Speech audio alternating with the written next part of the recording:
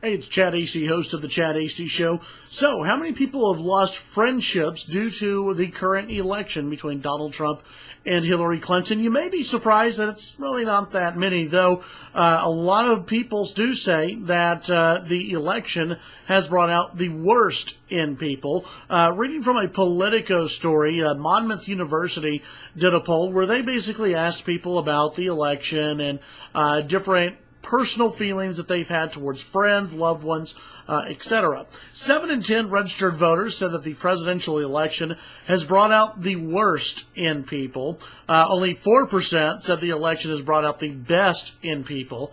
I wonder who that 4% is exactly. Like, who really thinks that? Majority of respondents maintaining that the harsh rhetoric in politics is unjustified. 65% said the jarring language in politics is unjustified, while 3 in 10 believe that it is justified given the current state of the nation. There's a deep divide among supporters of whether the language is justified.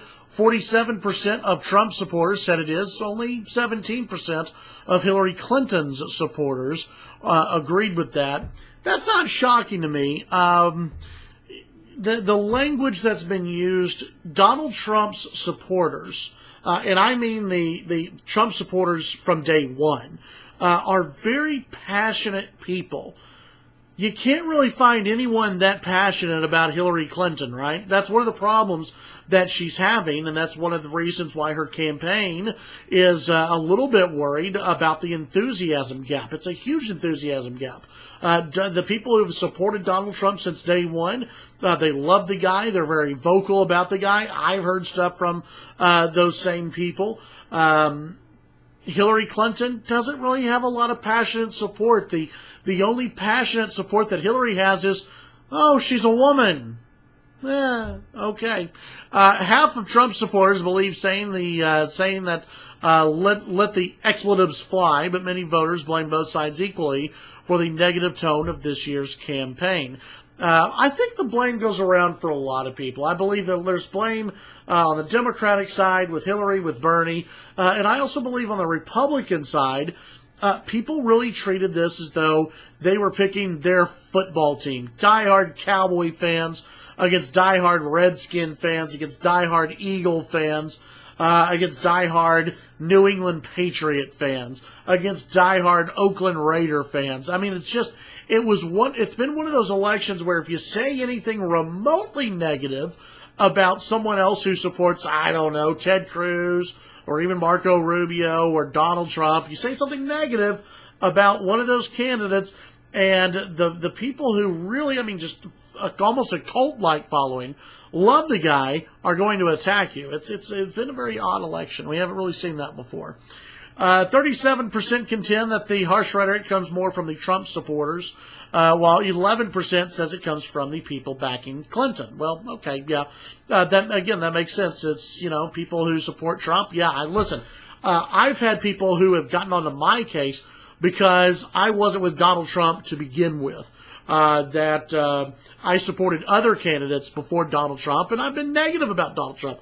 In fact, I had a guy whine to me at some different events that I was being too mean to Donald Trump. No. Well, my job isn't to be nice to Donald Trump. My job is to be honest with you, the listeners. Anyway, an overwhelming 93% of people said this election has not cost them any friendships. 7% of people say that it has cost them some friendships. Those numbers, however, mirror the results from past elections. So we've talked about, we've heard before that this election has cost so many friendships. It's about the same as every election cycle, but it's out there more. It's everyone's on social media. Everyone has a Twitter account, Facebook, Snapchat, whatever. So you see those opinions more, and I can tell you this, it hasn't cost me that I know of any friendships because, if people are going to only go by your friendship on that, whatever, screw them.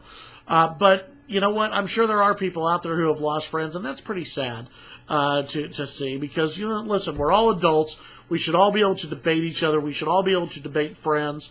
Now, I would say this. If your friend is just an absolute dumbass and is going to yell at you and call you every single name under the book just because you support a certain candidate. Maybe it's better to go find somebody else and hang out with them. Tune in to the Chad Hasty Show weekday mornings, 8:30 to 11 a.m. Central Time. You can follow me on Twitter, Chad Hasty Radio, and don't forget, tune in to the show and also follow us here on KFYO on YouTube. Have a great day.